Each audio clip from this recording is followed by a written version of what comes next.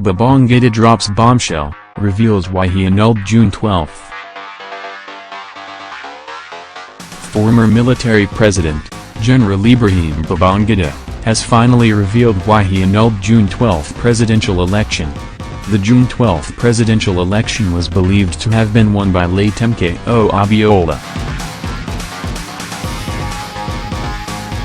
He said he was compelled to nullify the election because of security threats to the enthronement of a democratic government at that time.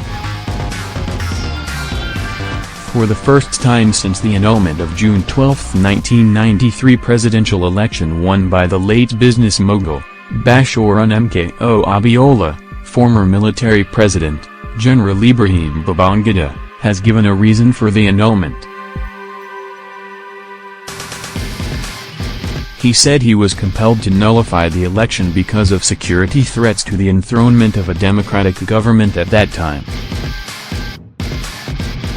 NAJ.com gathered that Babangida made this disclosure yesterday on a TV program, Moments with Mo, anchored by Mo Abudu and broadcast on the channel of DSTV.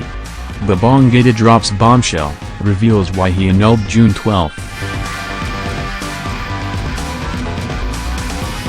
Babangida, who described the annulment as unfortunate and revealed that he would launch a book on the saga next year, said having been on the steering wheel of government at the time, he and the Armed Forces Ruling Council, AFRC, knew that the new democratic government to be installed would sooner than later be toppled through another military coup d'état, which he said his government wanted to avoid.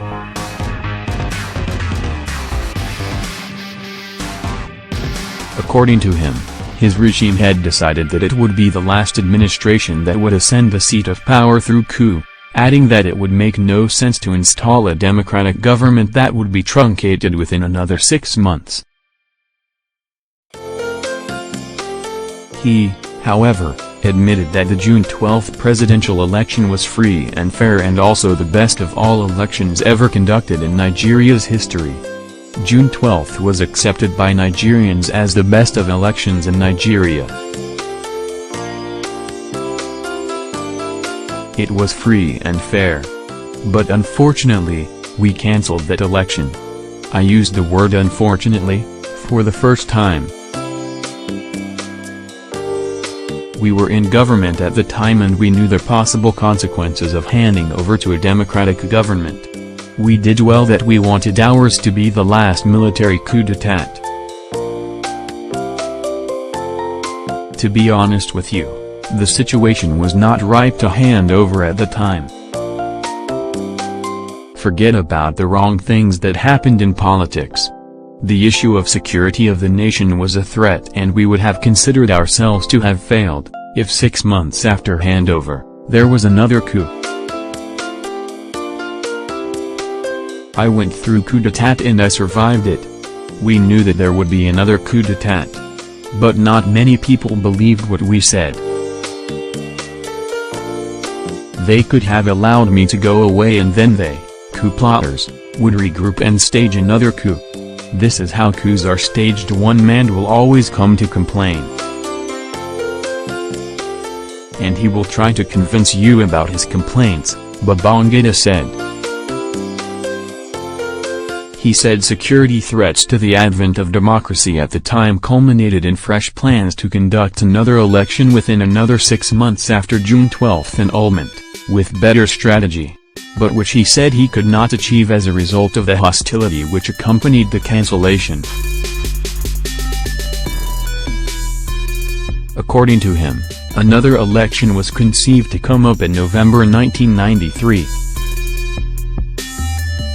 He revealed further that he was determined to conduct another election which culminated in the constitution of an interim national government, ING, which he noted was eventually toppled by a military coup staged by General Sani Abacha.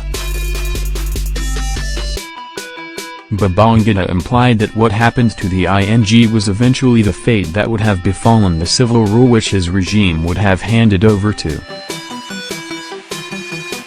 The former military president said the whole concept of his regime's plan to hand over to a civil government was aimed at effecting a lasting change which could put paid to rigging. This notion, he said, resulted in the decision to register only 2 political parties, the Social Democratic Party, SDP, and the National Republican Convention, NRC. When there are 2 things, you have an option: this or that or nothing. We tried to regulate the number of political parties.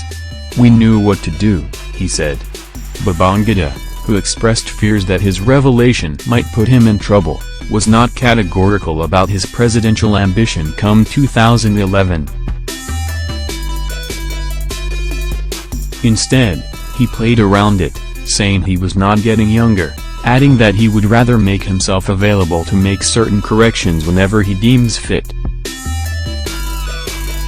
Had previously reported that the former vice president and chieftain of the ruling All Progressives Congress, APC, Atiku Abubakar, urged the federal government to immortalize the acclaimed winner of the June 12 presidential election, Chief MKO Abiola, saying the events of that day cannot just be wished away.